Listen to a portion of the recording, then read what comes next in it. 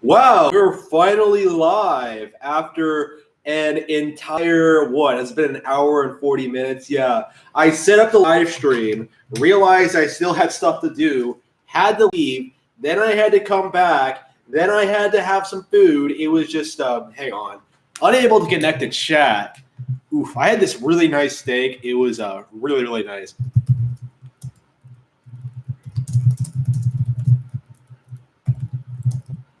Yep. It seems to be working. It seems to be. Yeah, so I had some really nice steak. I was enjoying my evening, preparing for the Chiller7 stream. There's been so many times where I just want to take a break out of my day to come back and stream and talk about certain things because, man, there is a lot to talk about. Like every day, really. There's always stuff I want to talk about on stream, discuss, and make videos about, and I guess that's what I typically do is just make videos about certain things. But man, oh yeah, I was gonna play a song. Shit, I completely forgot. You can't kill Nintendo. Nintendo will be on. Let's see. Can you hear that? My microphone is trying to kill Nintendo, but they failed. They were BTF. Oh. Sony tried to kill Nintendo, but they failed. As the little guys how much of a crap. I should have done it when I first came on. Shit. Anyway, yeah. Let's see. Where are my topics? I had them on my list. Let's see here. I put them on the title, but I cannot remember what they actually were because I wrote them down and I don't need to remember. Let's see. My channel, yeah. Tokyo Mirage Sessions, the Switcher 3, Ring Fit Adventure, yeah. Lots of stuff to talk about, right? Lots of good stuff to talk about.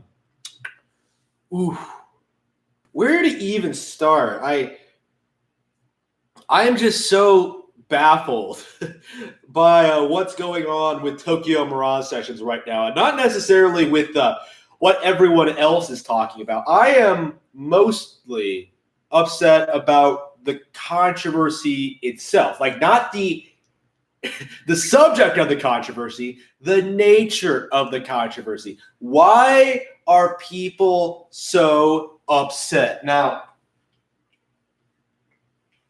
this has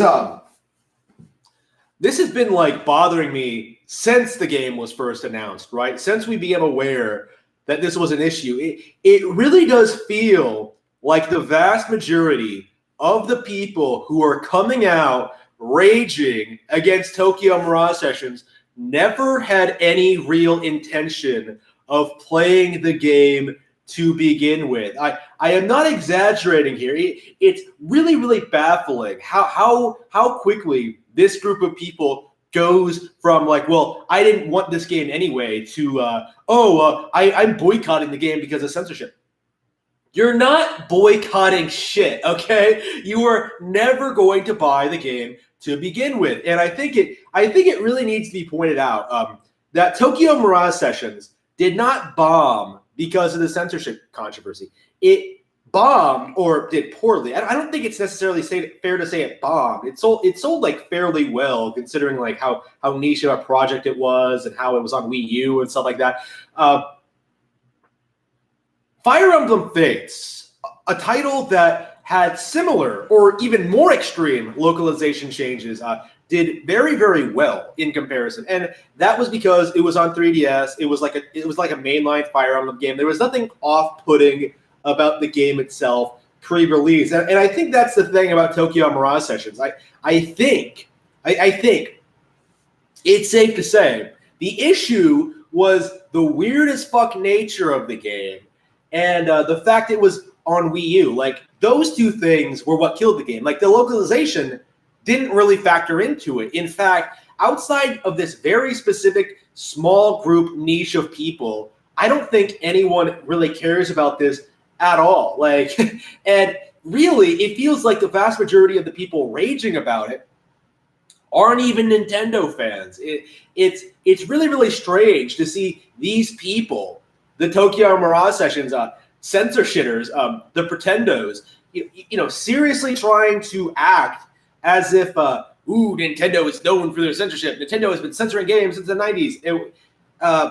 While completely ignoring the fact that we are completely aware that there is a division at Sony that actively censors video games, right? We've been seeing this with like titles like Devil May Cry 5, like with Catherine Fullbody. We've seen this with other projects from indie developers. There have been all these issues with small Japanese devs, fan servicey devs, like getting their games on PlayStation, which makes the whole Senran Kagura thing being PlayStation exclusive kind of laughable. But there is this weird double standard here where like people are freaking out about this niche game that they don't care about, while much more relevant talked about games, those examples of censorship are being completely ignored. And it really does feel like it's part of a narrative. Like they're trying to push this narrative that like there's something wrong with the way Nintendo is handling their localization process, when that is clearly not the case. Like Fire Emblem Three Houses, there was a case a while back. These people tried to pretend that Nintendo censored the game, right? They pointed to some dialogue changes and that they made post-release. They like released a patch to like change some things around, and that was like proof of censorship when it really wasn't. They just adjusted some lines of dialogue. That's not censorship. Like to think that there are these groups of people actively like pawing through every single line of dialogue, like looking for dialogue changes, comparing them to the original Japanese, looking for like the smallest smidgen of censorship in order to like make all these videos raging about them. It's unbelievable, right? It's really bizarre how like something like a censored gaming, how one of their biggest releases, one of their biggest videos ever, I think, was the whole Tokyo Mirage Sessions thing. Let's see. Yep. Yeah, it's amazing. Like all of their most recent content is Tokyo Mirage Sessions, or Tokyo Mirage Sessions videos. It's bizarre, right? I swear they've talked more about this one specific release than anything else they've ever done. It's just oof. Oof.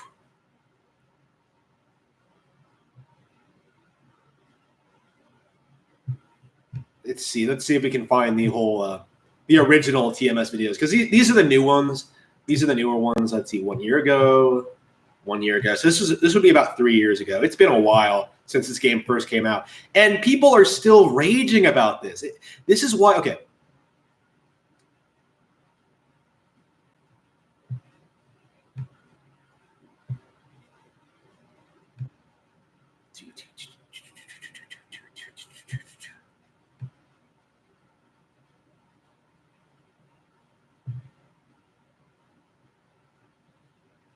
They're just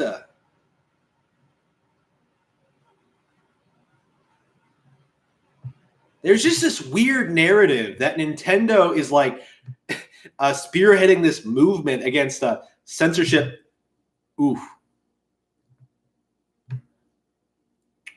Spearheading this censorship movement in the media, and it's just so bizarre, right? Considering just how many of these cases of censorship are on here that are from like other developers that simply aren't being talked about. Let's see. Let's see. Hitman 2, Silent Assassin censorship. Well, that's an older game. See, like considering this is not like a big deal, right? This is not something people actually care about or follow, and yet there is this push, this narrative among the niche gamer community to pretend as if there is, to pretend as if there's like some big fiasco going on at Nintendo Treehouse, at Nintendo localization, like SJWs are infiltrating Nintendo. Why do you think that? Do you have any evidence of that? And yet they don't. but they're still pretending that's the case. They're still pretending that's true. That's their story. That like Nintendo's infiltrating the corporations, like the SJWs are infiltrating Nintendo, and they're pushing all their bullshit on there when there's no real evidence of that. And interestingly enough, they don't really talk about like how that's happening to Sony, like everywhere in Sony. Like just look at Naughty Dog. Let's see. There was something else I wanted to bring up about this. Tokyo Mirage Sessions. Damn, I lost it. It was the Tokyo Mirage Sessions, right? The game is not radically changed because of what they did. In fact, a big part of the narrative is that this somehow like ruins the story or the plot line of that chapter when it really, really doesn't. If anything, I think it works better. I think it fits in better with the tone of the game. I think it's more in line with like the rest of the game's atmosphere. Like essentially what you're getting in the original is a girl being pressured to sexually exploit herself for the promise of being like famous, which of course is like a really big red flag, something that I think most people would be like really, really wary of. Like even in Japan, I think that's kind of goes a little bit into uncomfortable territory, considering just how much you know that sort of thing is associated with like rape and things like that. This is a bit. I think just changing it so it's like making it about fashion and making it about like being part of a style, wearing a style you yourself aren't comfortable with. That is more in line with what we see from the rest of the game. And so like, yeah, I don't think it ruined the game at all. And in fact, I defended the change and I still defend the change. And there's really nothing wrong with that. Super. I think I will replay the game on stream. I might do that stream on YouTube just to like demonstrate it. But yeah, Tokyo Mirage Sessions is an old favorite of mine. My favorite RPG on Wii U. So I definitely will recommend it for Switch players. There's nothing I'm seeing from the port that's off-putting or weird. Like the only thing I kind of I'm not sure if I'm going to buy it myself again. I'm not going to buy it again myself because it feels like they didn't add enough. It's the same game. I already have the original. I don't really care. There's a lot of reasons to play the game, but if you played it already, I think it's one of those cases where. Oh yeah. One last thing before I move on to the next topic. Tokyo Mirage Sessions blew up on the Japanese eShop because of this whole censorship debacle. And a lot of people are using this as proof that people are angry at Nintendo. But what it actually proves is that the people who are upset about the censorship change did not buy the game to begin with, which I think is very, very interesting. So, yeah, that's Tokyo Mirage Sessions. I'm not too happy with the complaints. I'm interested in seeing what happens next. I'm excited for the game to come out, and I hope it has new life on Wii U. And oh boy, look what I've been playing. Look what I've been having a blast with. Used in the most sarcastic, sardonic voice imaginable. The Switcher 3, The Witcher 3 Switch Edition. On Nintendo Switch, obviously. I have been playing it like every day after I get home for about an hour. Unfortunately, I have not had a lot of time to really just sit and play and experience the game. I basically just played it in like short bursts, which is not really how you should play a game like this. I really would like to spend, one day playing the game to like really get to really iron out exactly how I feel about it. But I can tell you at this point that I am not impressed with The Witcher 3, or rather, I'm not impressed with the game. The port itself is fine. It looks exactly like the Xbox One version. It has all the content.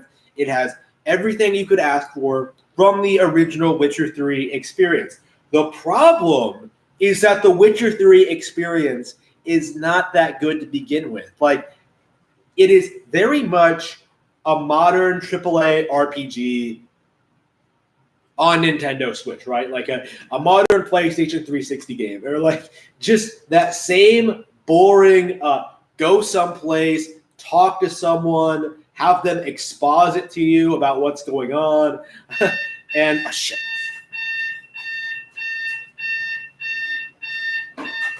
I keep forgetting to shut off my alarm. I'm just all right. It's a little bit early for me. So it's so bad. Like I cannot get over this. Like it is so bad. It's so boring. The combat, the exploration. I cannot believe. Like I really cannot get over this. You remember how like I last week I streamed that video of that like a soy boy bitching about how Breath of the Wild had an empty environment? Has he played an Elder Scrolls game? Has he played The Witcher 3? Because this is like the first AAA game I think I've played since Breath of the Wild, right? AAA open world experience, right? This is the first third-party AAA game I've played since Breath of the Wild, right? And it's baffling how primitive and stale it is by comparison. Like, it doesn't have the good combat. It doesn't have the exploration. It doesn't have the world. It doesn't have the stellar environment design, like the really great visual storytelling. Like, it doesn't have the elements that make Breath of the Wild the best open world game ever made. All you do in this is wander around an open world, find what you're looking for, and head to your next objective. There's no like experimentation. There's no fun. There's no interesting physics. There is nothing there. Even the highly lauded story is nothing really to get excited about. Like, I don't like Geralt. I don't like Ciri. I'm not invested in like what's going on here. Why is every single sorceress a complete slut? I cannot get over this. Why do they all like come up to Geralt like making all of these like super suggestive comments? I'm just, what? Do you have a personality? Do you have like anything to offer? Like, are you a real person?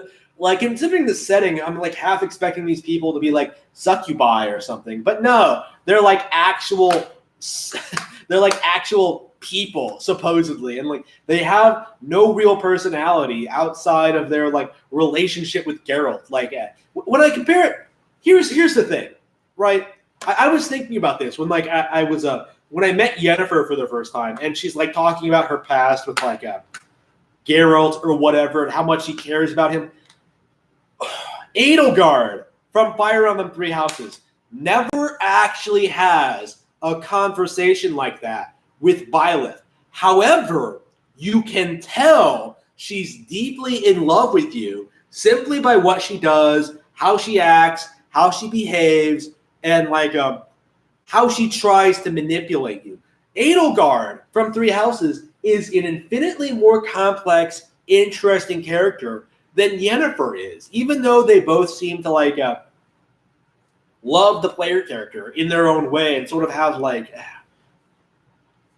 It would be really easy to assume Edelgard is this really shallow character, and a lot. Well, she's shallow in the sense that like that's what her character is that like she has no idea what she's doing, even though she thinks she's awesome. But Edelgard is such a well done character in comparison to this. And playing this for the first time, like I was really thinking about this. Like, there are so many times, like in Fire Emblem history and in Three Houses, right, where I am just so much more invested in what's going on than in this. Like this, like again, Fire Emblem sort of tends to have this like evil empire as well, but they always make them a little bit distinct from one another. You have like, there's a very big difference, right, in between like what Walhart does and what like Edelgard does, which Edelgard tries to like manipulate people and work behind the scenes, like live double lives, while like Walhart has this like a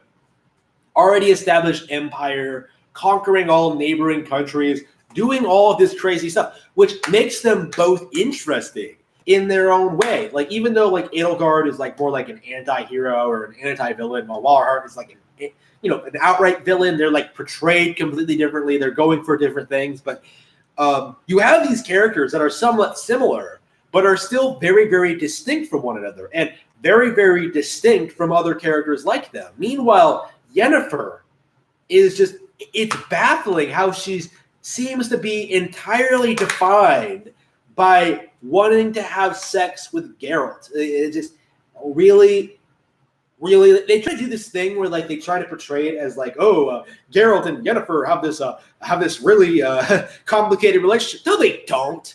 Like, they just want to fuck, and Yennefer just doesn't want to commit. Like, that's it. Like, I just summed up their entire relationship in like a second, right? Like, it's just, this is The Witcher.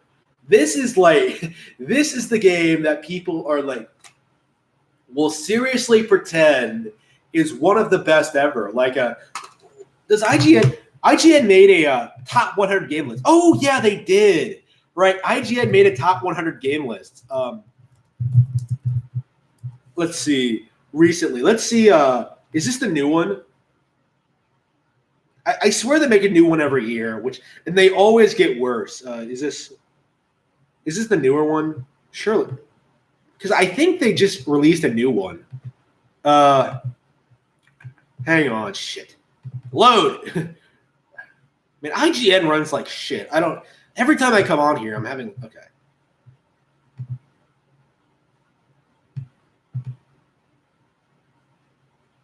I guess I could just go on the IGN thing because like somebody posted it on V, and I was just like, okay, where's my top 100 games of all time? Our 2019 update. Oh boy! You want to see what IGN considers the greatest video games ever made? Let's see what they're trying to push this year. What are they going to put on the list this year? Man, I would love to check, but unfortunately, it's not scrolling. Just okay, scroll. Okay. We'll look at it as soon as it actually works. Okay. Oof, but man, I am really looking forward to actually looking at this list because I have not looked at it yet. I have been avoiding it, and I guess you'll get my actual live reactions here. Okay, here we go.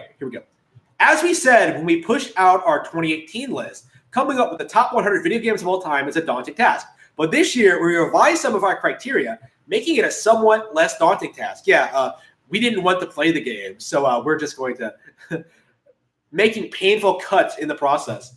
As we leave the decade behind and look forward to a new generation of consoles, we believe it's time to take stock of the games that we would still recommend even once we got our PS5s and our Xbox Scarlets. Games that are so good, they transcend decades. Ooh, I can already see the top 100, and that's complete bullshit. How much did this game impact us, and can it still be considered an excellent game in 2019? This meant we de-emphasized the importance of longer influence on the industry, even if many of the games on 2019's list were hugely influential. Let's see. Although some of the games on the list may be a little long in the tooth. Oh, no. We didn't want this list to be inundated with Zeldas and Marios. Oh, come on. Bullshit. We cut out what wasn't the peak of those series. They're outright admitting at this point. They know that most of these games cannot compete with Zelda and Mario. So they actively have to cut out those games from the list in order to put like their token third-party games on there. Just unbelievable. That is just they have reached the point where they're making me angry before we even get to the list themselves. Now, I've always said they need to put more Zelda and more Mario on there. Like, here's the thing about this. The top 100 games of all time, if they were, honest and genuine, they would almost be completely dominated by Nintendo first-party releases because those games stand head and shoulders above everything else in the industry. It is ridiculous how big of a quality gap there is in between those those games and like their competition. So, man, it's ridiculous that they've reached this point where they're downright like making disclaimers that they will not put them on the list. Just unbelievable. Okay. We place no specific emphasis on different editions or versions of the game, even if it appears on multiple platforms. All entries must be a single video game. Bundles and compilations. Yeah. This list was formed from the collective opinions of everyone on IGN's core content team. Okay. Yeah, 100, Pokemon Go. That's where this list is going. 99, Borderlands 2, Divinity. 98, Divinity Original Sin 2. 97, Dishonored. Final Fantasy 7. Yeah, Final Fantasy 7 is 96. It's that low on the list. It should be a bit higher than that. Like, probably not in the top 10, but like, probably at least in the top 25 or 30, 50, like not 96, especially when you consider Assassin's Creed 4 at 95. According to IGN, Assassin's Creed 4 is better than Final Fantasy 7. Just, are you serious? Are you... Okay, Monkey Island 2, LeChuck's Revenge, 93, Burnout 3, Takedown, 92, Fallout 2, 91, Undertale.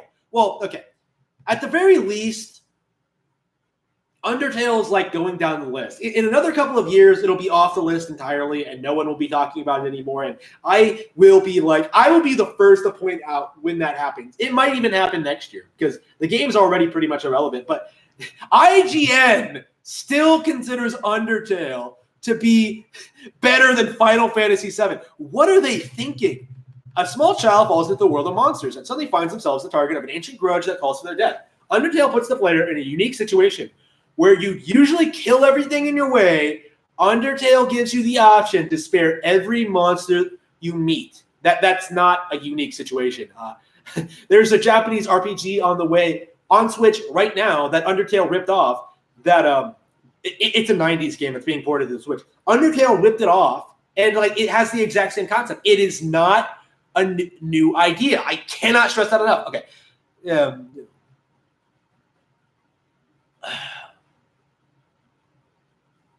Your actions make a difference, no matter how small you think they may be. So the Mass Effect argument. Nope, they're having trouble even selling it to people these days. Okay, 90, League of Legends. 89, Mega Man 3. 88, Soul Calibur. 87, Thief 2, The Metal Age. 86, SimCity. 85, Inside. 84, Contra. Oh, Contra actually belongs on this list, but oof. 83, Tony Hawk's Pro Skater 2. 82, Monster Hunter World. No. Okay. 81, Resident Evil 2 Remake. 80, System Shock 2. 79, Grand Theft Auto Vice City. 78, Persona 4. Persona 5. 77, Fortnite. What the fuck? Where are all the Nintendo games? Like, I guess they could be higher up on the list, but yeah. I haven't played a whole lot of these, so I don't have a ton of opinions here. 76, Fable 2. Isn't that game like considered an extreme disappointment? Like, really? 75, GoldenEye 007. That deserves to be on the list, but probably a lot higher. Super Smash Bros. Ultimate, 74. Yeah, that's pretty good. Skyrim, 73. Well, okay, Skyrim doesn't deserve to be on the list, but at least it's not as high as it used to be. I guess that's the trend here, is that these games, I think we're reaching the point where these top 100 lists are mostly going to be dominated by games that like came out recently, like in the past 5 years, because like most of these people don't play old games. Like they don't play the classics, so they don't actually know what's out there. So we're going to see weird situations like this where like games that everyone knows, like Skyrim, are going to like keep going on down the list. It's just oof. Like I swear it used to be a lot higher on the list. 72, XCOM, UFO Defense. 71, Suikoden 2. I really need to play Suikoden. I love the first one. I love the first one. I still haven't finished it, but I really like what I played from it. Let's see. Mario Kart 8 Deluxe. Oh, Dota 2, 69. No, 70, Battlefield 1942. 69, Dota 2. 68, Mario Kart 8 Deluxe. 67, Star Wars Jedi Knight 2, Jedi Outcast. That just came out on Switch, didn't it? but that's better than Super Smash Bros. Ultimate, GoldenEye, Mario Kart 8. Are you serious? 66, Splunky. 65, Donkey Kong, the original. 64, The Sims. 63, Rock Band. 62, Red Dead Redemption 2. No. Red Dead Redemption 2 does not deserve to be anywhere near this list. Downright disgusting that you would even put this on the list, especially considering the original is probably further down, especially after you specifically said that you don't want this list to be flooded with Zelda and Mario games. Are you serious? Just downright, like, you can't deny this. Like, they have an outright bias against Nintendo games because when you think about it, they're the only games that are being filtered out of this list. Just they're throwing everything else on there, like even absolute shit. But Splinter Cell Chaos 3, 61. Yeah, that game's shit. 60, Super Mario World 2, Yoshi's Island, my favorite game of all time. Silent Hill 2, I need to play that. San Andreas, Mass Effect, shit. Call of Duty 4, shit. Rise of the Tomb Raider. Not the original reboot, not like the classic Tomb Raider games. Rise of the Tomb Raider, the sequel to the reboot that nobody plays or talks about. This is actually the reason I wanted to make this talk about this list, because I saw it was on there and it just like blew my mind because someone mentioned to me that this game would probably not make the top 5 in a best of Tomb Raiders list. Like, it's just that mediocre. Now, I liked the game. I didn't like it. It was all right. I played it. I finished it. It doesn't deserve to be on this list. Like, what are they doing? Okay. Batman Arkham City. That doesn't deserve to be on there either. That one is complete shit. I hate that one. The Witness. Jonathan Blow, 53. You know why they call him Jonathan Blow? Because he blows everyone at IGN to give him these scores. Just no. I love how it's better, how it's higher than Undertale, by the way. I guess Blow has better connections with the industry than Toby Fox does. Journey, that doesn't deserve to be on there. Uncharted 2 doesn't deserve to be on there. Overwatch definitely does not deserve to be on there. Blizzard perform alchemy here. Overwatch should be leading. A Team Fortress cover version with 2.5 modes and a mobile approach to character design. And yet what we have is gold. Wait, the key here is how Blizzard looked beyond simply making a good shooter. It made an interesting one. Its backstory is PG-13 Pixar. Its characters are diverse and lovable, and its community engagement is... It's 2019. Can we stop? It's the current year. Can we stop pretending that Overwatch has lore? Can we stop pretending that Overwatch is popular? Because it clearly isn't, despite what IGN wants you to think. I love how they don't talk about the game itself here.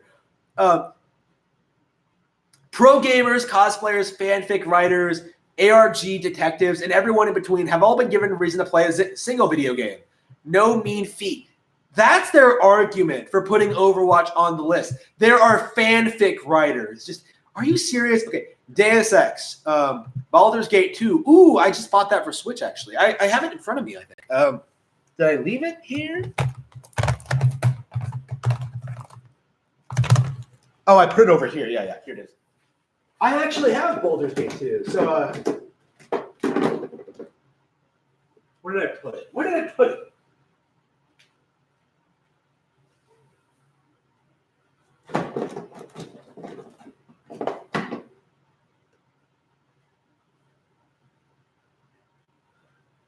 Oh, here it is.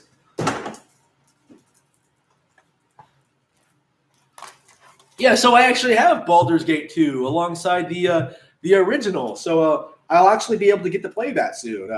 I'm actually really looking forward to it. Seeing it on the list. If IGN tells me it's good, surely it must be great. I also got this Planscape. I don't even know what this is. I think I just picked it up, but yeah, I've got to get back on that. I've bought so many games in the past week. I have not been able to like play most of them. Like I've been so I haven't even gotten into The Witcher 3. I'm just so busy. All right. Let's see. Focus. All right. Baldur's Gate 2. Yeah. Miss Pac-Man, I should say. Miss Pac-Man. Is she not married? Counter-Strike 1.6. Left 4 Dead 2. Earthbound. Yeah. Glad to see it's higher than Undertale, at least. Resident Evil, Diablo 2. Yeah. Why are there so few Nintendo games on this list? There should be a lot more than this. I can tell you that right now. Diablo 2, StarCraft, World of Warcraft, Star Wars, Knights of the Old Republic, Fallout, New Vegas, Final Fantasy VI, Mass Effect 2, does not deserve to be on the list, Pokemon Yellow, Bloodborne, like 34. Are you serious? Okay.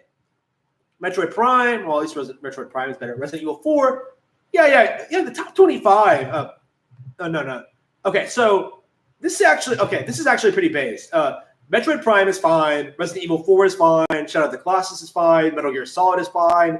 God of War. Wait, is it the original? No, it's the reboot. Yeah, fuck that. That doesn't deserve to be on there. The Witcher 3 Wild Hunt. Okay, so The Witcher 3, a game that's on Switch, got higher than God of War. This game is a piece of shit. So, oof. Okay, let's read what IGN has to say about The Witcher 3, considering I just raged about it just now. For all of its interdimensional threats, monster hunts, and magic powers, I've always thought The Witcher 3's key achievement is in how it nails the mundane. Geralt's fantasy world is one of mud, thatch, and metal. His main quests are freelance work, and he loves a game of cards down the pub. That sense of reality is what helps you empathize with Geralt, understand the world, and really understand how bad things have gotten when the crazy shit starts popping off. An RPG with enough complexity to satisfy the urge to tinker, but enough character to never feel impersonal. Wild Hunt is a staggering achievement no matter how you look at it. Its story definitely balances cosmic threat and family drama. Its choices feel truly meaningful, no they don't, and world-changingly effective, and it looks gorgeous in its own grubby way. Even its 2 DLC expansions are among the best ever released. Bullshit! Okay, I haven't played the DLC, but this is just, I hate that. I hate the praise this gets. BioShock is still getting as high as it does. BioShock would likely always be remembered for its game-changing Would You Kindly twist, but the first adventure in Rapture is so much more than a dressed-up dude.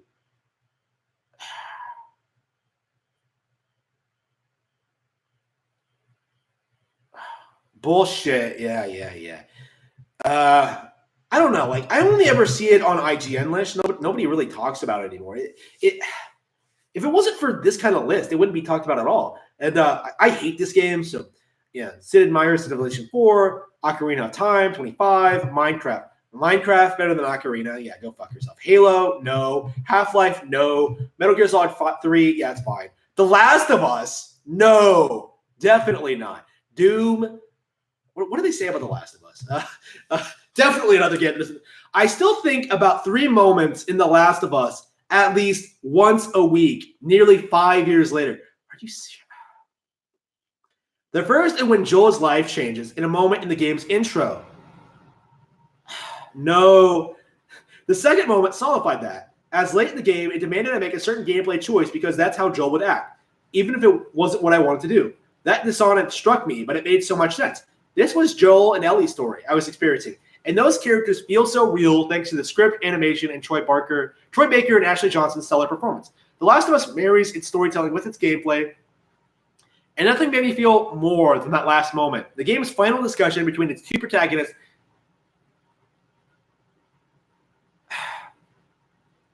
I've mentioned this before, right? This is. I really need to bring this up, right? Let's take a moment to step back and think about this. I've talked about this before, right? When you really, really love something, like genuinely love something and appreciate it, like you'll talk about all sorts of aspects of it with other people. Like recently, for example, I've recently been talking about like Harry Potter and the Order of the Phoenix, right? This has been a kind of a thing with me where like I've been sort of thinking about how in that book, it's sort of how the government corruption plays out, how the propaganda works, how Umbridge fits into it, how like the students revolt, how like Harry tries to invoke essentially his Second Amendment rights to defend himself, how they try to rebel against the system. There are all these things in that book that aren't really focused on, that aren't really a big part in the narrative, but still really resonated with me and stayed with me. And there are all sorts of things like that, right?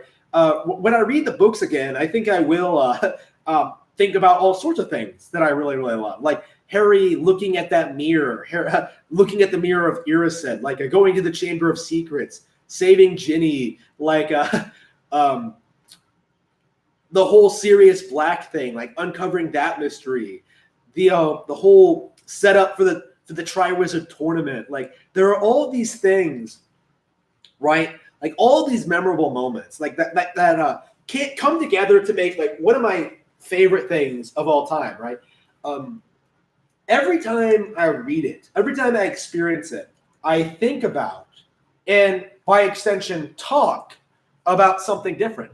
But the thing about The Last of Us, and the thing that really, really, that really makes me skeptical of this game's, of the love this game has among the gaming press, is that everyone always talks about the same thing.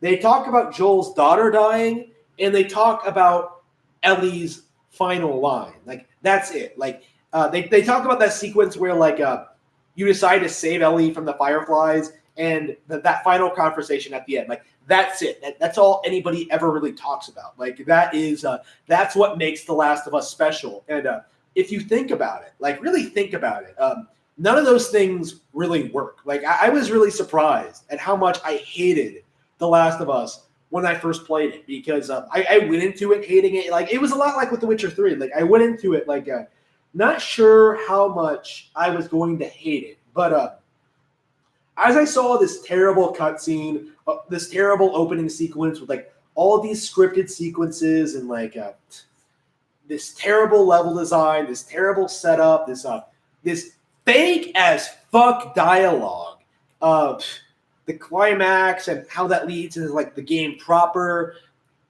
I just did not take it seriously. Like, and yet these people, these motherfuckers at IGN seriously continue to push this narrative that The Last of Us is like something special, that it has some amazing narrative that like likely won't be surpassed. Like the top 20 game of all time, The Last of Us. Really, really.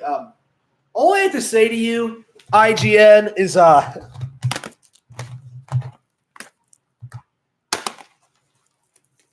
play more games. Like, really, play more games. Like, there is no excuse, no justification why you can't find and play better games on better platforms. Like, this is not like rocket science, okay? This is not complicated.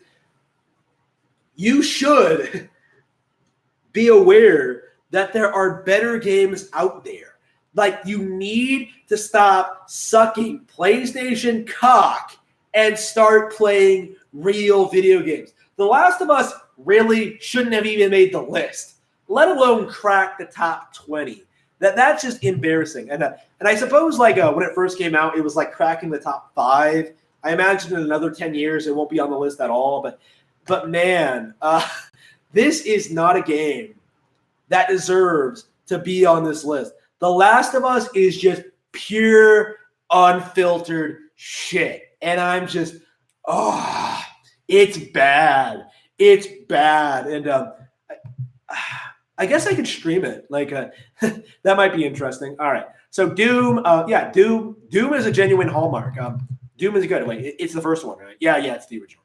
Chrono Trigger, I'm not too fond of it, but it's not bad. Portal, no. Dark Souls, no. Street Fighter 2, yes. It should be way lower on the list, but all right. Super Mario Bros. 14. Are you serious? What? Halo 2, no. Castlevania, Symphony of the Night, higher than Super Mario Bros.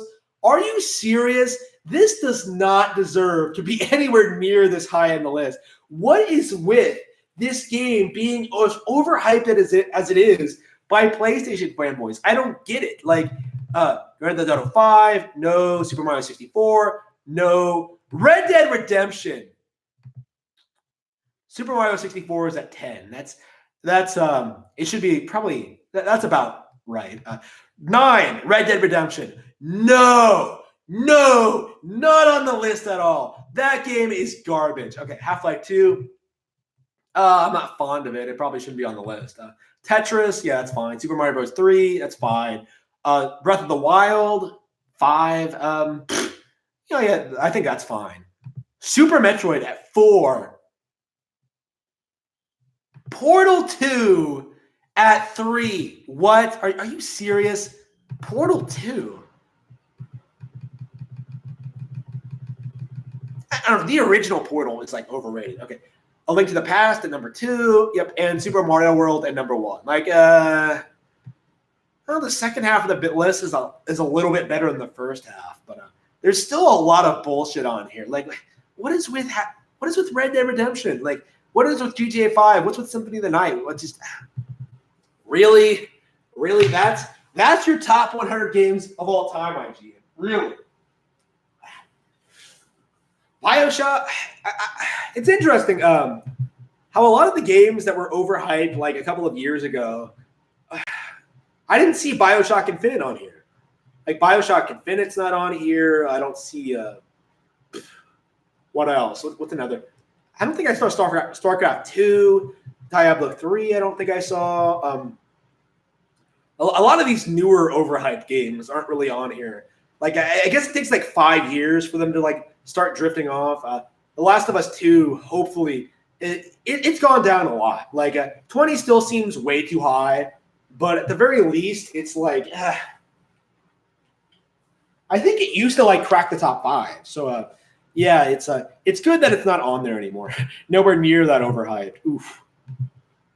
Not a fan of The Last of Us. Oh yeah. Damn. I didn't do anything wrong, did I? Am I still live? Yep. Yeah. So let's talk a little bit about the new hot game from Nintendo Switch, Ring Fit Adventure, the fitness game that I've played a little bit of, and I'm already very, very impressed with. It is essentially the new Wii Fit. And rather interestingly, it seems like they've been able to improve on the Wii balance board concept. Something that I honestly was not expecting because of how this works. The game is able to track all of your very specific movements. Like you can press the ring, you can pull it, you can twist it. You hold it to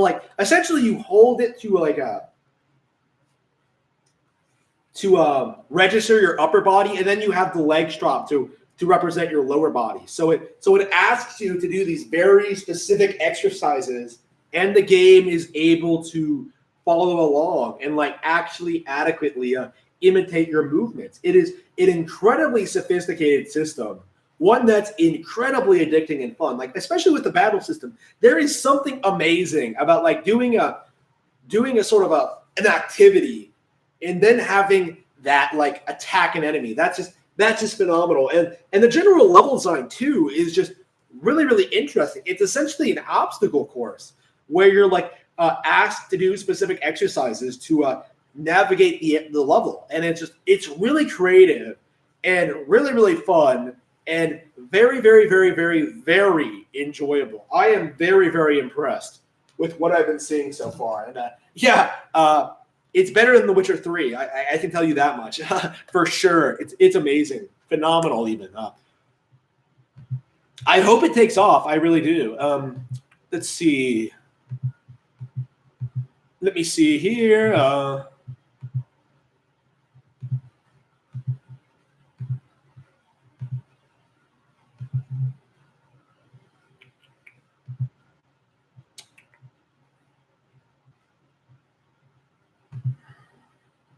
Yeah. For some reason, my chat. For some reason, on my actual live stream video, it wasn't able to connect to chat, so I had to pull up my chat log. I had to pull up the video itself so I could look at the chat. Okay, so let's take a minute to look at the chat. Okay. Recent sub here because of exposing those sword and shield dudes. Yes. The sword and shield thing has been a complete disaster. Like, not the game itself. The weird backlash towards it is like something out of 2015. This has to be like the most extreme backlash I've seen to like a Nintendo product in years, right? Like, it's baffling how people are seriously trying to pretend as if there's something wrong with the way Game Freak conducts their business. And I wanted to talk about this actually. Sword and Shield. There is nothing different about how Sword and Shield is being developed as opposed to other games. The only reason people are upset is because, about the visual quality, I should say. There are a lot of reasons why people are upset, but specifically, let's talk about like the visual quality, right? This game clearly looks better than Sun and Moon, right? Like, that's not debatable, right? It clearly looks like an upgrade, but the issue is that people are so obsessed with pushing this narrative that they're not good enough, right? That there are other companies, that there are other games from other companies that look so much better than this, and that Game Freak is lazy and they aren't able to keep up and they aren't able to stay competitive. The reality is that like it's other companies that can't compete with Game Freak, because if you think about it, Pokemon games are way better, way more successful, and way more frequent than their competition, right? The Witcher 3 came out like what, 2015? CD Projekt Red hasn't put out a single thing since then, right? Pokemon Alpha Omega Ruby and Alpha Sapphire came out in like 2014. And then Sun and Moon came out in 2016. Then we had like Ultra Sun and Ultra Moon. Now we're having Sword and Shield. See, in that span of time, in between like Witcher 3 and CD Projekt Red, we've essentially gotten, not CD Projekt Red, Cyberpunk 2077. In that span of time, we've gotten 3 generations of Pokemon, right? Essentially. All of which are better than the Witcher 3 is anyway. Like, they're way better games. And I think this is the real reason people are so angry, is that like people, most general audiences, the pre-release hype, right? Most of that is typically centered around the visuals. Oh man, OMG, look at these amazing graphics. Look at all of this stuff. Look at those gorgeous realistic graphics. And the game comes out and it turns out to not be a piece of shit. Turns out to be a piece of shit. And that audience moves on to the next thing, right? They're not actually interested in playing the game itself. Meanwhile, someone like me will play Pokemon Yellow, play Pokemon Silver, buy a copy of Omega Ruby, look at getting a copy of Pokemon Black and White 2, play Sun and Moon, try to complete that Pokedex, and be heavily hyped for Pokemon Sword and Shield, because I know Pokemon is the highest possible quality there is when it comes to games, and just they're just endlessly playable RPGs. Like, I always have something to do in Pokemon. Even like the entries I've been playing for years, they are just phenomenal video games. And like just all the other controversies, like the whole town thing, like that was so fake. Right, people were seriously coming out, like people like Distant Kingdom. I think, who was that other guy, Sylph Spectre? Like, there were all these guys coming out, like trying to say that, like, Town clearly had more effort and money put into it than Pokemon Sword and Shield, and like Game Freak was lazy and that they were on the way out, and that the Pokemon company was looking to get rid of them. All this crazy conspiracy theory stuff, and now Town is out, and now like a major complaint towards it is that like, ooh, it's clearly very budget. It just, people were making all these weird out there complaints about this thing, and it just, ooh. I was not impressed with the backlash towards Sword and Shield. At least wait until the game comes out. Like I think after Let's Go, like after I played that, like I was reluctant towards Let's Go because I don't like Pokemon Go. Like I was expecting Let's Go to be a lot worse than what it is. Like after that, like even with that feeling towards it, right?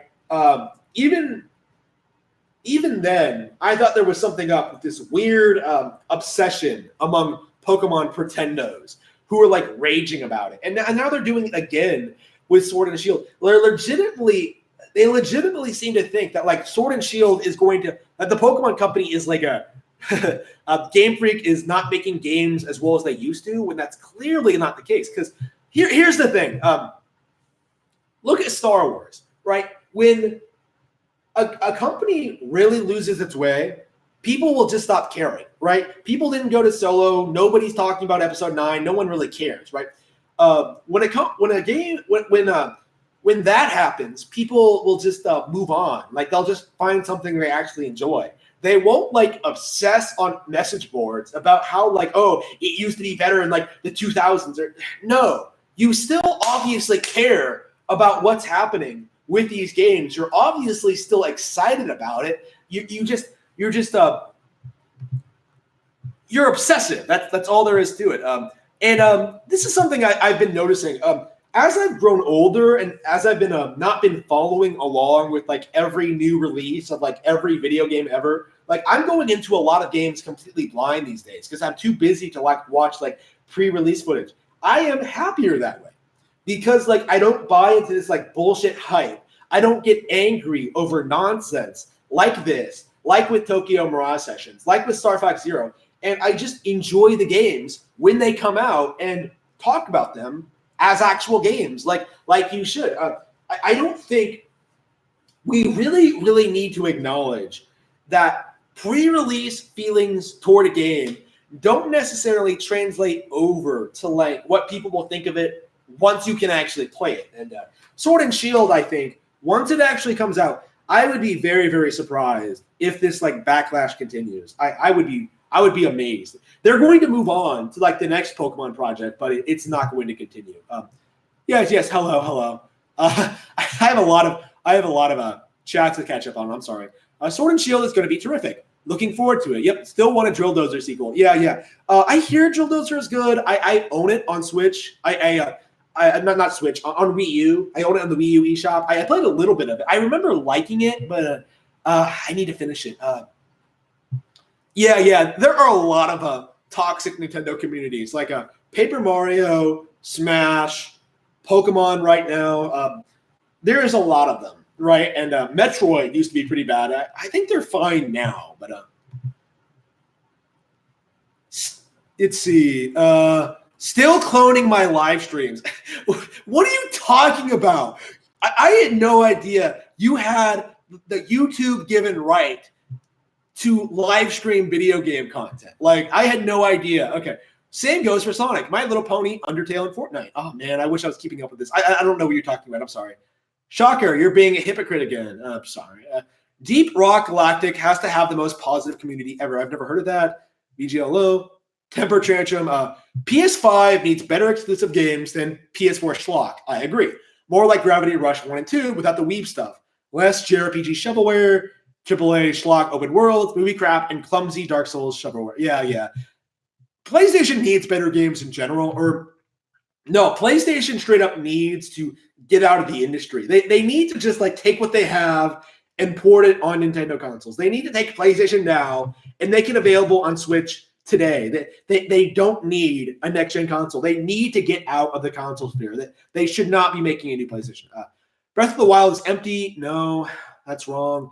The looting is so boring in The Witcher 3. Oh, I agree. It is amazing how I can like run around in circles trying to like figure out where the loot is. Like it has such a small sort of like a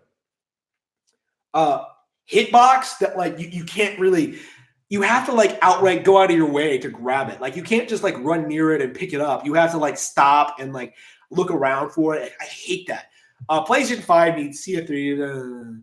Breath of the Wild didn't build the characters well either. Breath of the Wild does not have the best characterization, but I think the difference here is that Breath of the Wild is good in spite of that.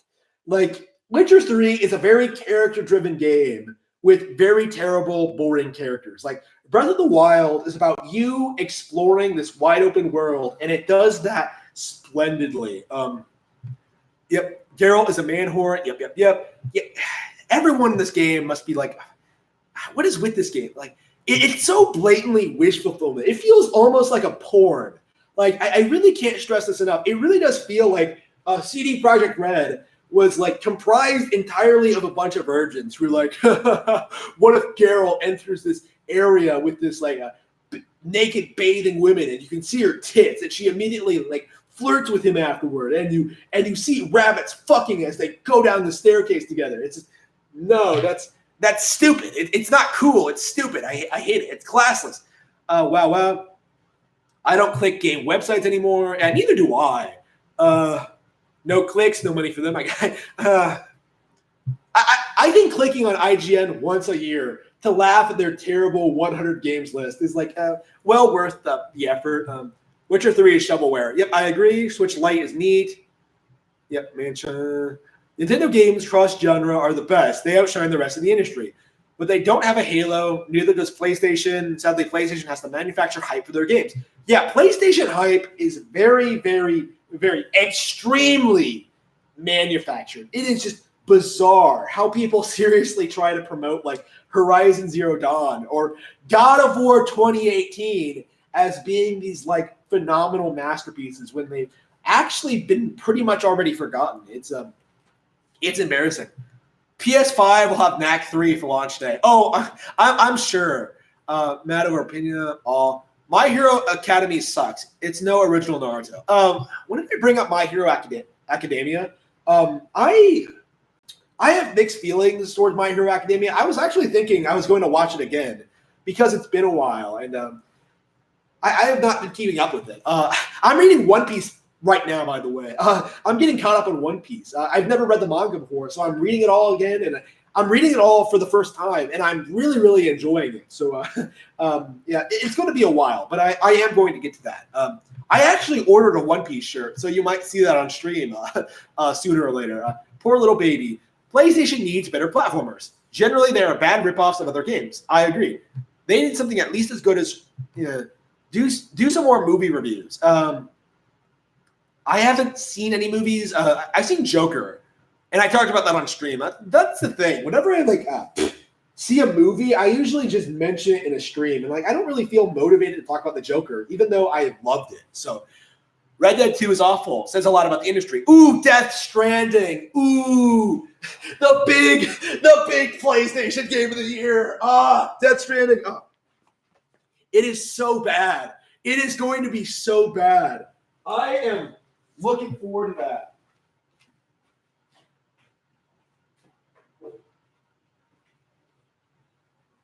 That game is going to be a train wreck. Mark my words.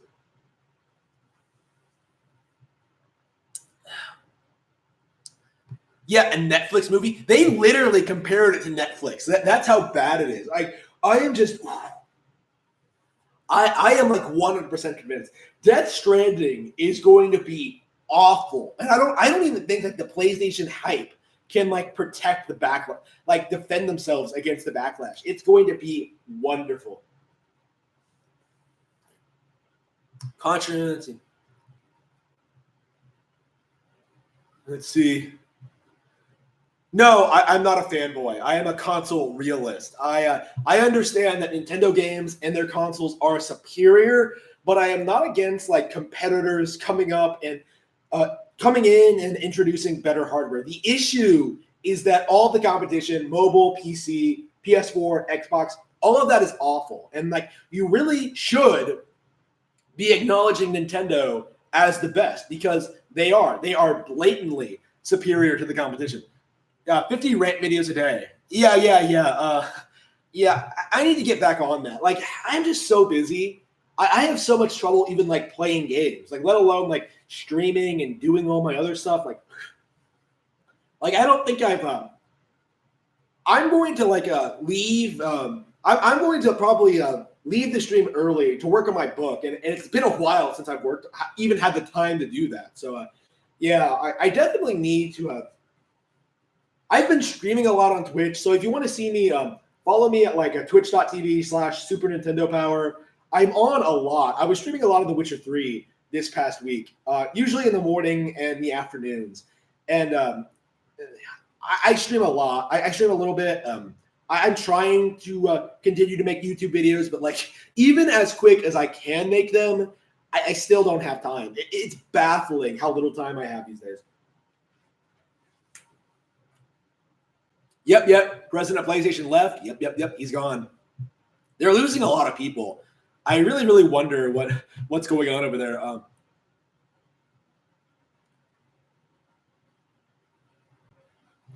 Let's see.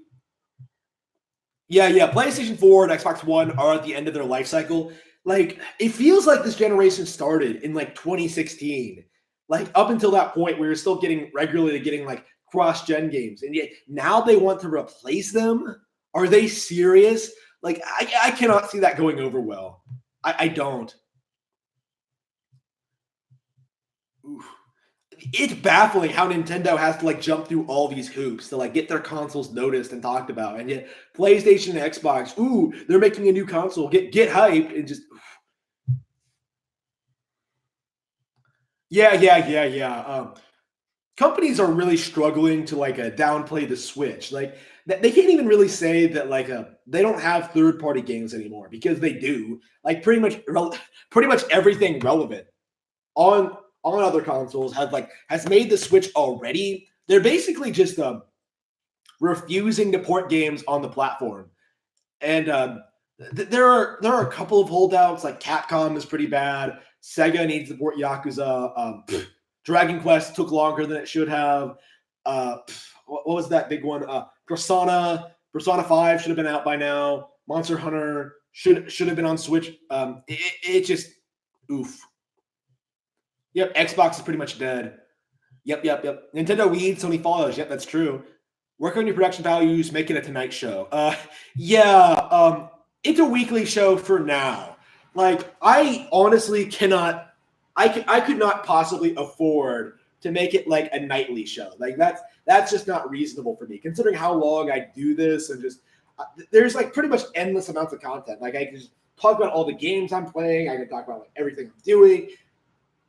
Everything. I look at weird YouTube videos. I saw another like a Breath of the Wild sucks videos. The last Breath of the Wild sucks video I saw featured a man standing in front of like a bunch of Five Nights at Freddy's plushies. So like that really opened my eyes to the kind of person who's like actively shitting on Breath of the Wild. Like it's just wow. That's even worse than like Video Game Lovers 58's like Sonic statue in the background. Like that's just wow. Let's see. JRPGs are dated.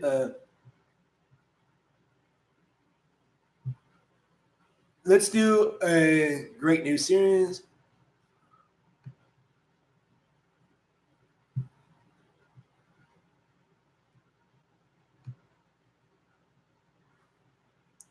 Oh yeah. What's up? What did I miss? Nothing. I just talked about a little bit of what's happening with Tokyo Mirage Sessions. I talked about The Witcher 3. I guess you could just watch the upload of the stream to get caught up on that. Yes. So Witcher 3 is neckbeard bait, like Game of Thrones. Yeah. I have not seen Game of Thrones. I have read the books, and I have to say, like, I don't like Game of Thrones, right? I've been public with this before. Game of Thrones is still better than The Witcher 3. Like, in spite of all my problems with it, right? I don't like the pacing. I don't like the characters. I don't like the setting or like the conflict. I don't like how many. I don't think George R.R. Martin really does a good job like handling all these multiple point of view characters. In spite of all that, it's still way better than The Witcher 3. Let's see.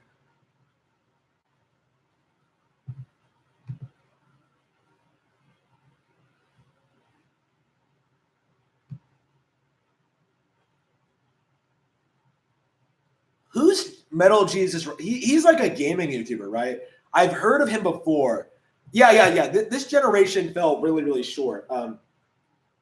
I can't imagine not being a Nintendo fan in this generation because it really did feel like this generation basically began with Bloodborne and ended like with I don't know, RDR2 like a couple of years later. Like, really, that's your console generation?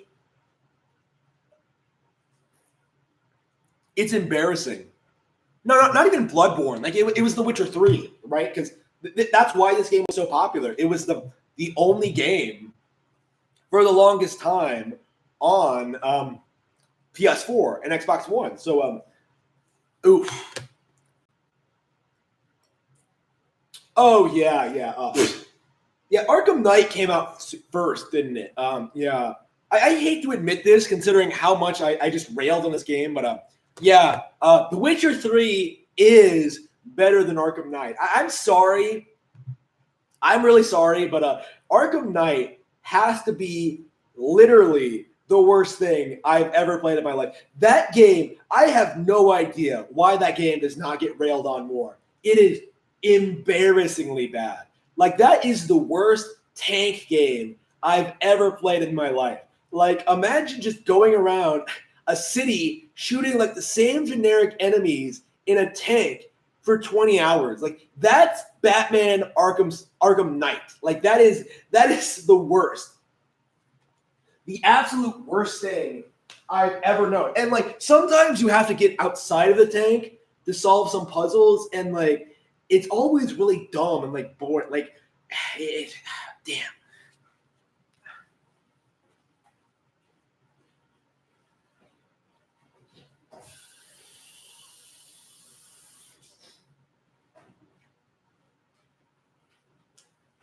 Okay. I don't like The Witcher 3. I've said this in the past. I said this before, but like, there is like one thing I think I might actually like about it, right? One thing I think The Witcher 3 did acceptably well, right? I think the game does a pretty good job of like implementing all these supernatural creatures into the world. Like, when you're hunting down a werewolf, you're actually like going out in the woods. You're actually like looking for clues, and like you're trying to figure out what it's doing and what its behavior is. And like, it's very scripted, it's very formulaic, but like it's interesting. I love that kind of stuff. You actually feel like you're tracking it, and it's a lot more fun than actually fighting the thing. But yeah, it actually felt like, yeah, it's oof. Yeah. The PS3 came out in 2013 and didn't get a single game until 2015, right? So, yeah, that's why it feels so short, right? Miyamoto doesn't like me. Okay, okay. Thoughts on Untitled Goose Game? I have not played it. I imagine, I suspect it's not very good, going by what I've seen. What are your thoughts on the Mario Kart mobile game? I don't have any thoughts because I don't play mobile. I refuse to support Nintendo Mobile. I think I do think I am actively avoiding Nintendo mobile games. I don't like them. I'm just going to support the consoles. If they port it to Switch, I'll try it. But yeah. Let's see. Garfield, Skyrim was trash. Yep. Wii U is better than the Dreamcast, GameCube. Yeah. The GameCube is like super overrated. I don't know what it is, but like, a lot of people are like coming out saying that like, oh, it was better than the Wii. It was better than the Wii U. Not really. Like, really, if you think about it, I think the first party Nintendo games have never been weaker than they were on Wii U. Like, I don't like Super Mario Sunshine very much. Luigi's Mansion is kind of short. Pikmin, as much as I love it, is really, really short. I think the Wii U was overall better from like a software perspective. I really, really love the Wii U. The Wii was undisputedly better. You cannot convince me the Wii was not better than the GameCube, because like the Wii just had so many stellar titles and just, really blew it out of the park. Really destroyed the competition. It was just this fantastic console. I love the Wii. It's amazing. Let's see. Yeah. The PS5 might actually fail. I've said this in the past. Like I've said this several times, but like PlayStation basically exists because it's a massive conglomerate. They basically have to shell out money to prevent companies from developing games on Nintendo hardware. So, in order to create their own ecosystem that doesn't really, in order to stay relevant, basically, like when you get right down to it, the only reason people care about PlayStation is that the third-party games that should be on Nintendo hardware and the multimedia features. That's it. Like, there's nothing really keeping people coming back besides this like hype and publicity and this stigma against Nintendo, this undeserved stigma against Nintendo. So, oof.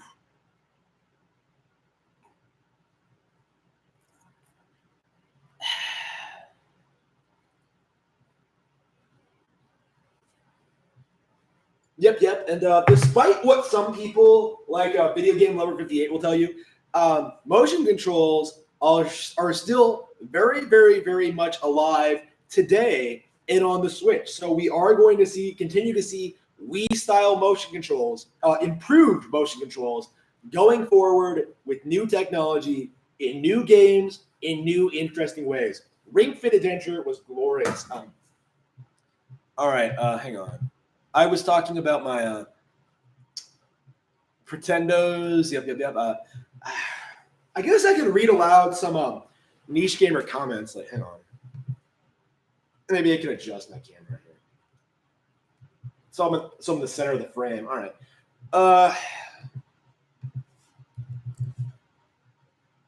Do.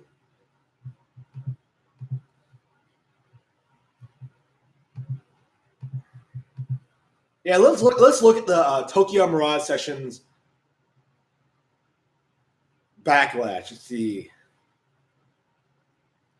Nintendo Japan apologizes for censorship of Tokyo Mirage Sessions Sharp FE Encore. Offers full refunds for pre-orders. They did not apologize for the censorship. This headline is misleading. They apologized for posting the original Japanese picture when that was changed for this release. So it was basically just misleading customers. So they apologized for that. And oof.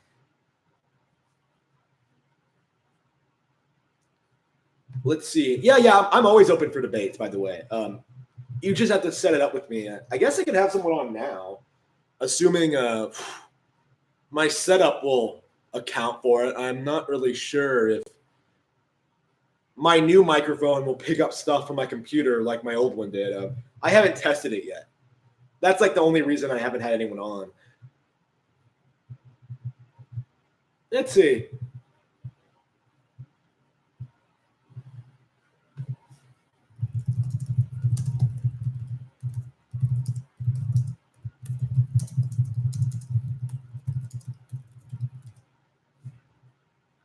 SJWs have ruined this game twice, and even for Japan now. We finally need laws that protect foreign art from alterations. Localizers are not artists, and therefore don't have artistic freedom. Their job should be to translate and nothing else. Censorship should be illegal, and localizers who do this shit should be banned from ever working in an entertainment industry again. Go clean some toilets, you talentless hacks. Things like that. Oof. I actually have to get going, so I don't think I'll be on much longer. Does anybody have any last questions for me before I sign off? Oh, yeah, by the way, I have picked up a copy of Mischief Makers. I don't think it's here yet. I ordered it. I should check my mailbox before I leave, but I do own a copy of the N64 classic Mischief Makers, and I'm really excited about going in to play that game. And finally get the chance to experience it because I love Classic Treasure. Yes. I've been meaning to get it for a while, and I'm really excited to play that.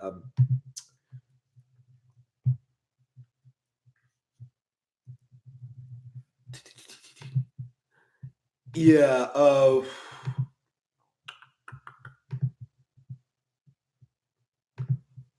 Let's see. I guess I could.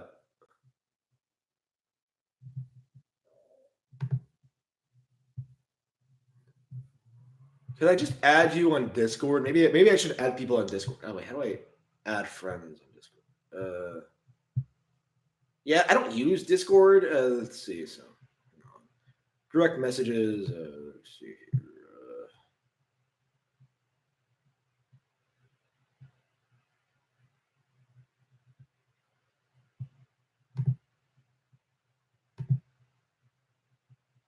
I guess I could just start a new server. Let me see here.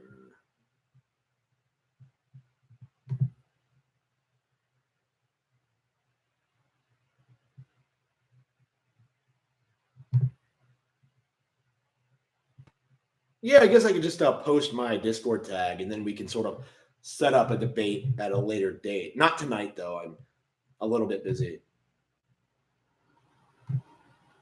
Hang on. What is my? How do I share my Discord? Okay.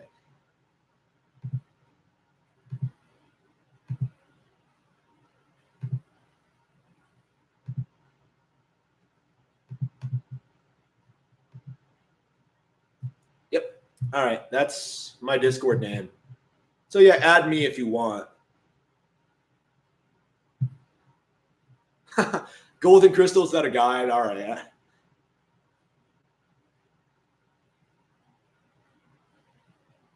No, I have a Discord. I just don't want you on my official Harmon Smith Discord, on my super secret Discord. That's definitely have to filter people out of that. I don't want people like Video Game Lover 58 going on there. So, yeah. So just message me, and if I recognize you, I'll add you then, or I won't if I don't like you. But, oof. Yeah, China. Yeah, China. I was actually listening to a really interesting interview from someone who was anti Hong Kong. So it was kind of interesting to listen to this guy. I really don't know what to make of the whole rioting situation. I know I don't like the censorship from the government, but I'm wondering if the rioting isn't actually justified, because he made the point, right? This is one of the reasons I'm kind of thinking about this. He made the point that it's not.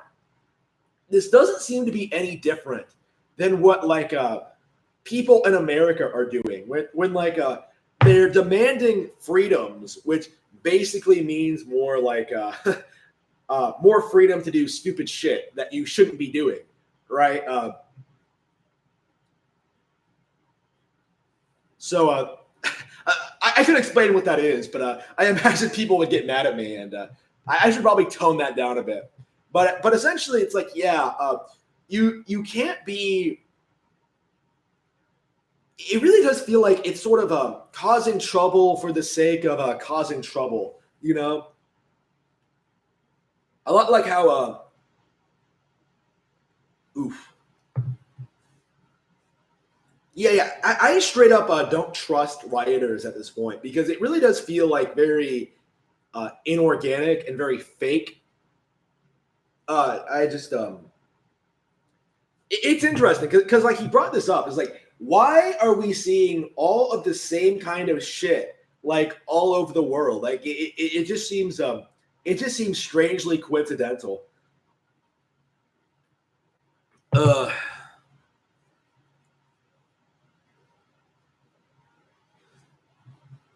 Oof. Yeah. I probably should get going. Oops. Has anyone? Did I share my Discord link properly? Did you get that? Yep. Yeah, I got one. All right. Yeah. So I do have my Discord link up here. Travis Touchdown, hashtag 1663 or what have you.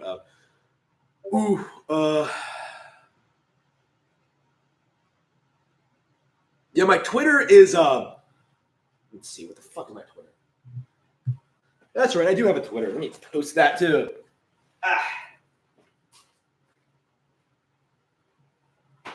Where's my phone? Yeah, I have to be going, and I don't even have a phone. Let's see. There it is.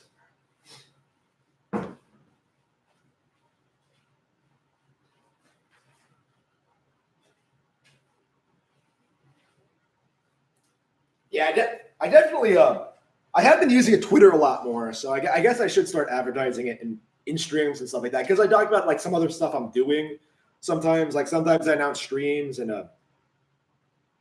let me see here. Yes, I am Twitter.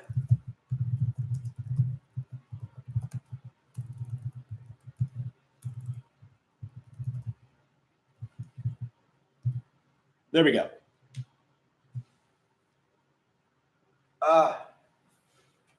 All right, Twitter. All right. So yeah, follow me on Twitter, and then I'll start like talking about. Oh yeah. I talk about stuff on Twitter sometimes. Let's see. I guess I could just talk about randomly look through my tweets. What have I been talking about? Let's see. The Nintendo Wii had a fantastic library of software. It's 2019. Can we stop pretending like Overwatch has lore? And yeah, yeah, we really need to talk about that, especially in wake of this whole Blizzard thing. Overwatch is like, this is exactly what I'm talking about when it comes to like AAA games being fake. Like nothing about Overwatch seems like organic at all, and I've said that a lot in the recent. I've said that a lot since it came out, but like I think the most obvious example of this is like how Blizzard will seriously try and present this narrative that Overwatch has like some overarching story, right? Some overarching story to it. Like when really all it has is like background information that doesn't make a whole lot of sense, and like nobody really cares about it or follows it at all. Like nobody cares. Like nobody cares really. I hate Overwatch. And so, Overwatch is actually out on Switch right now, and I have not bought it. I'm boycotting that thing. Let's see. Ooh, Congress is getting involved in the Blizzard China fiasco. Like apparently AOC, who apparently does play video games, is angry about Activision and Blizzard. So we might see this situation where AOC comes out and attacks Blizzard for us. Really, she might actually do something good in her career. Just unbelievable. NBA is what you get when you ask for a Thug movie, but it turns out it's a Netflix original. Ooh, NBA. Oh, yeah. Like AOC is apparently a huge fan of like Donkey Kong 64. Like she went on a stream once and like talked about how she really loves that game, and I was like, oh, that's actually pretty based. Let's see. I'm mostly talking about political shit. Oof.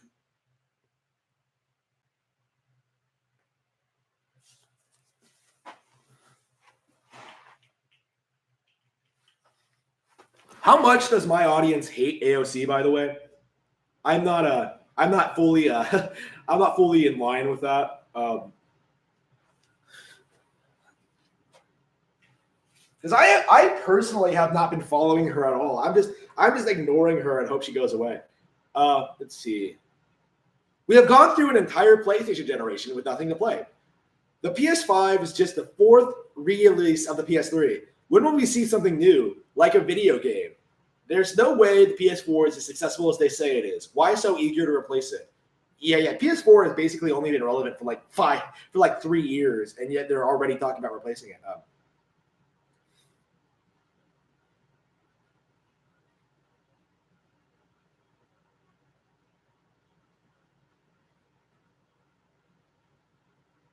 Oof. All right.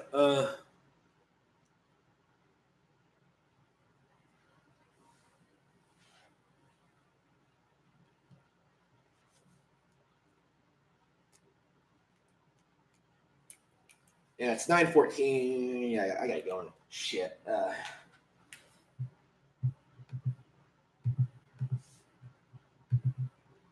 Let's see, is there anything else I need to talk about today?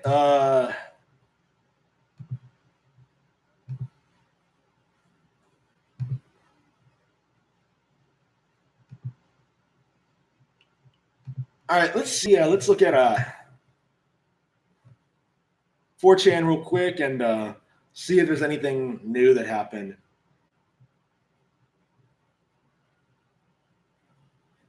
I'm seeing lots of like Fire Emblem posting. I'm seeing a lot of Dimitri's and a lot of Edelgards.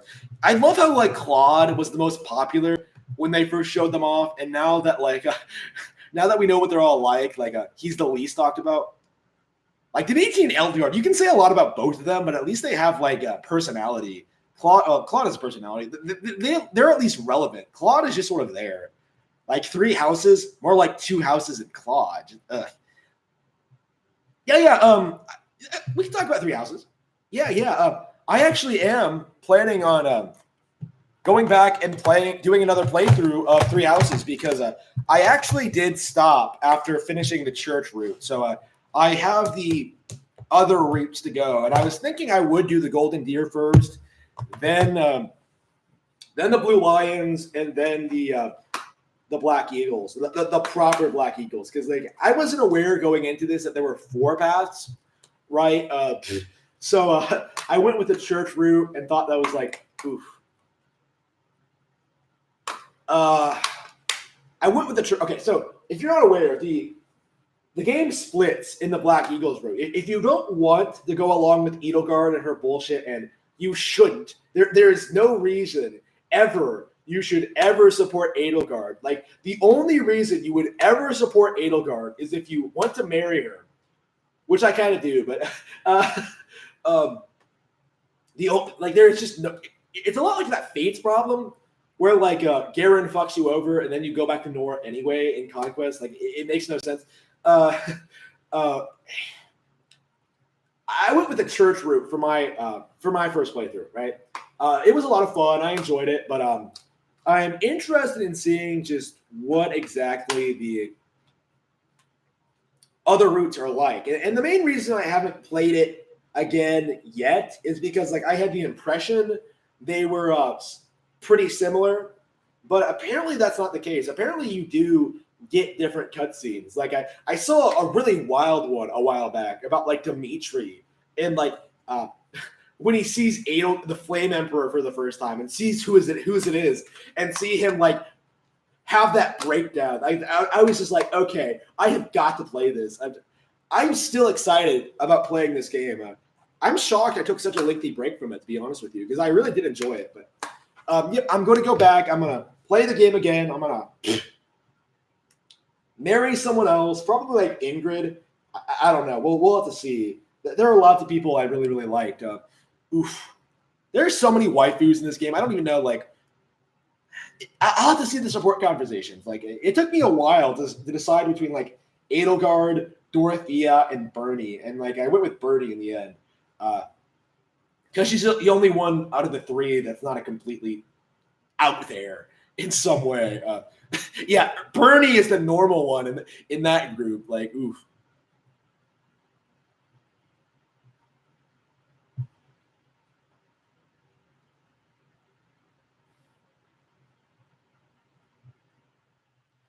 Let's see here. Yep. Okay, let's see. Where's my live stream? So yeah, Golden Deer. I don't even know what happens in the Golden Deer route. So I'll be going in completely blind. Like, I know Claude is with you, obviously. I know you're doing some stuff. I think you fight the Slithers in this one, as opposed to like the church route where they're just sort of there. You basically, in the church route, this is why you shouldn't do Black Eagles first, by the way. In the church route, you basically like uncover the brainwashing evil cult and then like go to where they are and just kill them all in like a single chapter. That's one of the things about 3 houses that I don't really like, is that like some lore bits are not explained in certain paths. So like you don't know a whole lot about Dimitri and like Black Eagles. You don't learn a lot about like certain things in like other routes. I think I would recommend, going by what I've been told, I think you should be playing Blue Lions or Golden Deer first, and then go on to Black Eagles, because Black Eagles seems like assume that you already know certain things, right, about the lore, about the world lore and stuff like that.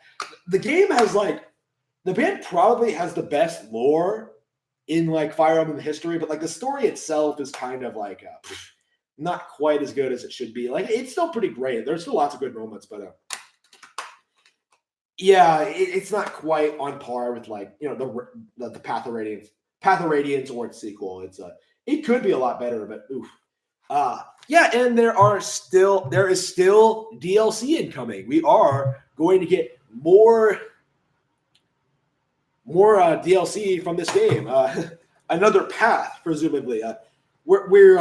People seem to think it might just be a prequel, but where you actually control Saros and you actually go through that like whole Nemesis war thing and like do that, see everything that happens there. Maybe, but we'll have to see. They could do a whole lot of things. I think I would prefer a true route where you could actually get Demichi and Edelgard to get married, because you can't actually do that in any of the routes, because they're always opposed no matter what you do.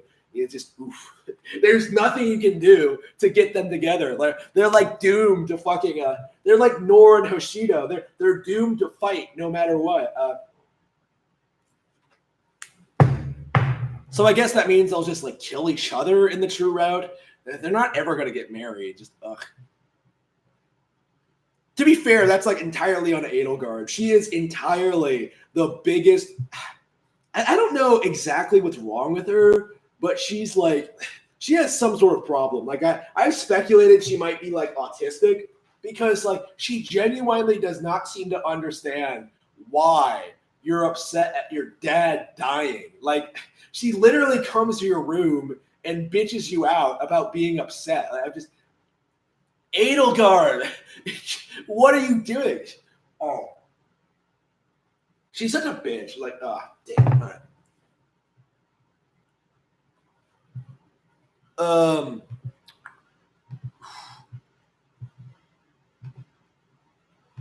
Yep. I think that's everything I wanted to talk about. Any last minute questions? I have Digimon here. I still have not had the time to play it. Yep. I gotta get going. Okay. All right. Last round of questions.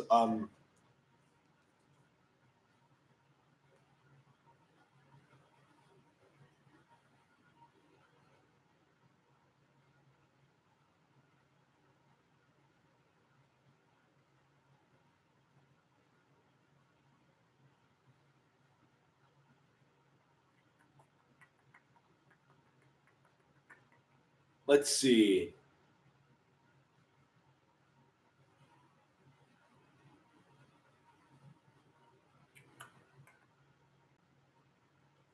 All right, that's it. Until next week, I suppose. Next Saturday, maybe? Oh.